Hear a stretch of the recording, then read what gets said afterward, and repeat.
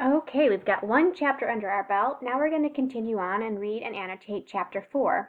This time I'm going to stop you and have you annotate, but I'm not going to have as much guidance in those annotations because I slowly want you to be making some of those decisions for yourself.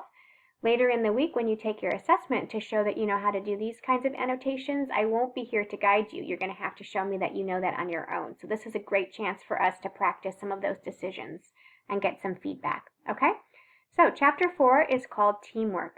So you know what you need to do, right? It's the very start of a chapter. We're going to want to pause, make a prediction. What do we think MJ's comment's going to be about teamwork? So I'm going to put a prediction here at the beginning, and you can go ahead and do that however you think you should.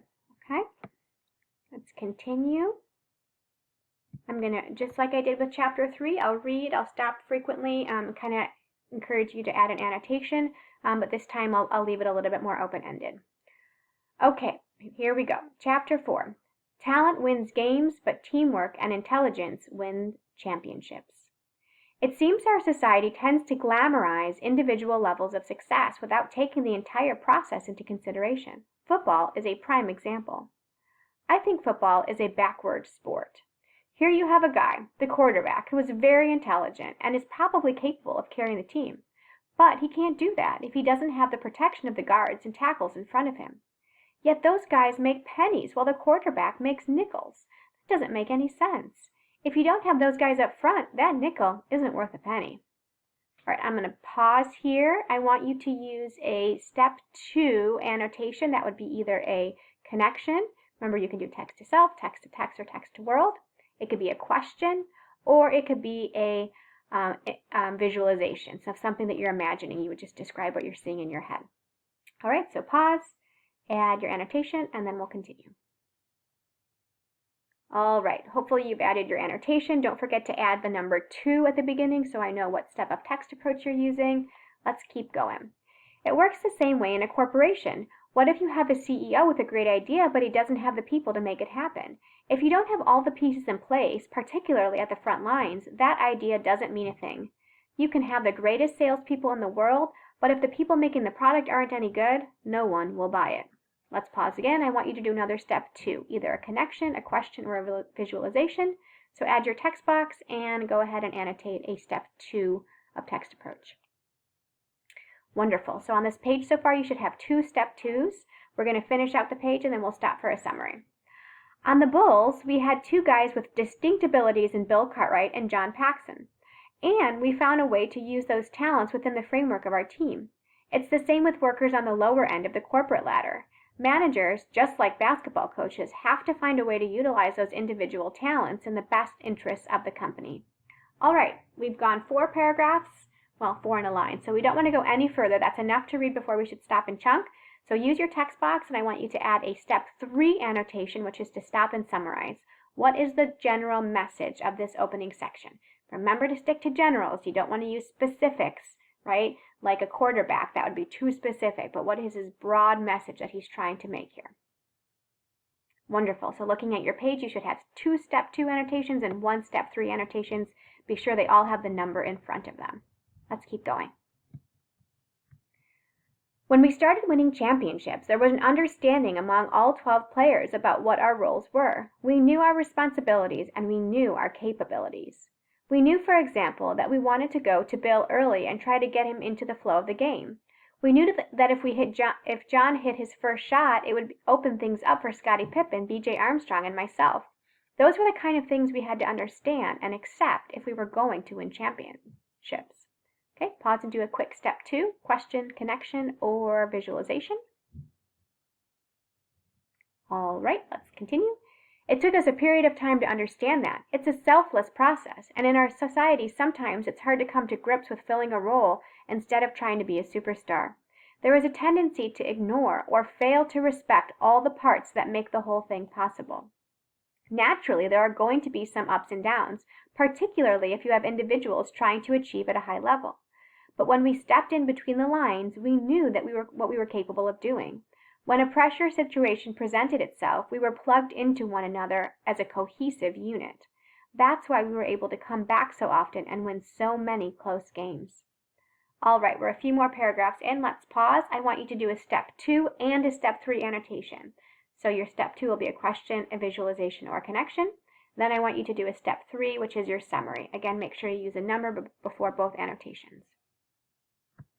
Wonderful. So your page should have 2 step 2s and 1 step 3s. Now let's continue and finish out the chapter.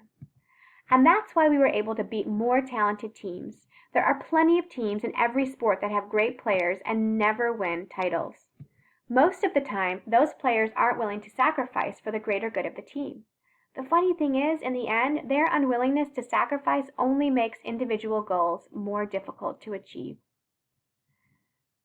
The one thing I was taught at North Carolina, and one thing that I believe to the fullest, is that if you think and achieve as a team, the individual accolades will take care of themselves. Okay, let's pause here and do a step 2, connection, question, or visualization. Okay, wonderful. Let's finish out the text here. Me, I'd rather have 5 guys with less talent who are willing to come together as a team than 5 guys who consider themselves stars and aren't willing to sacrifice. Talent wins games, but teamwork and intelligence wins championships. All right, let's pause and end with a final summary for this chapter. So at the bottom of the page here, go ahead and put your last text box. Make sure to start with the number 3 and then add your summary for the whole chapter, at least this past section. What do you think he's getting at in this last few paragraphs here? Okay, you should now have a very nicely annotated chapter 4. So what we're going to be doing is heading back over into our graphic organizer. Okay, that section was about teamwork, and hopefully by the end you were able to get a big gist of what he was talking about.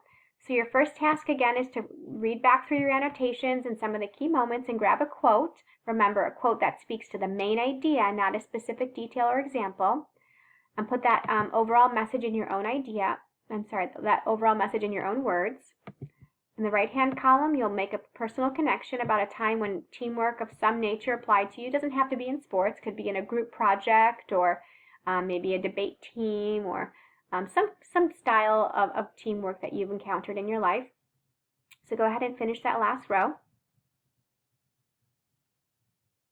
Okay, now that you have a completed chapter 3 and 4 with annotations, a completed row on your graphic organizer, your very last step is to submit some screenshots so I can see your work. So what you need to do is open up the text approach rubric and annotation check document that's in Google Classroom for today. It should look like this. And you'll notice that there's some places for you to paste your screenshots. So what you need to do right now is screenshot your annotations, okay? You'll need to go back through all of your annotations that you did today from chapter 3, okay, starting all the way up here with commitment. You're going to go through each page and screenshot it. It's really important that you get the comments that you've made in the screenshot. So wherever your comments are, your annotations are, be sure that those are in the screen. Once you have your screenshot, you'll go over here and you'll paste your screenshot in the box. There's probably going to be a screenshot for each page. You'll probably, I think, 5 or 6 pages total. Okay, this is a way for me to see what your annotations are. Then you're going to need to go down and you're going to need to link your graphic organizer here just to make it really easy for me to see all your work from today. And I'm going to give you some feedback on how you're doing with your annotations, okay? There are some directions down at the bottom for how to take a screenshot if you need that, but hopefully you've gotten some help with that as well. And this is what is due hopefully by the end of the period today. So hopefully you have some successful annotations, a completed graphic organizer, and now you're going to work on screenshotting all of that work and putting it in one nice easy place for submission. All right.